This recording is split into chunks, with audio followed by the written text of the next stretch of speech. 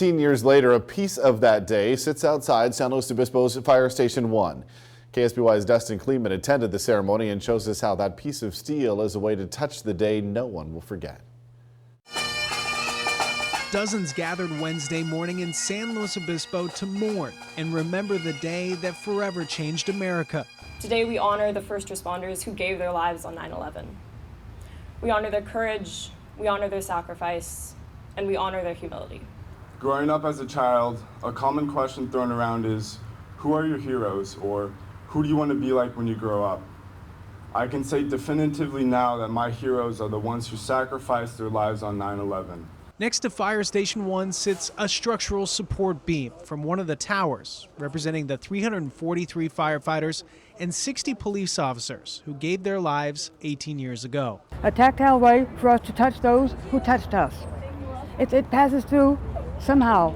Somehow it passes through.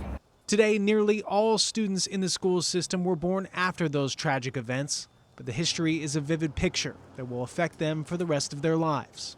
Even though some of us weren't alive when it happened, it's a sad moment in history, and we should always feel bad for the victims and the families, but to recognize everything that had to be put together, the first responders, what they had to do, and the bravery, how they sacrificed themselves. I want people to remember that. For retired firefighter George Carnazes, he carries a piece of that day given to him by a New York firefighter, a friend, showing the eternal bond in the profession.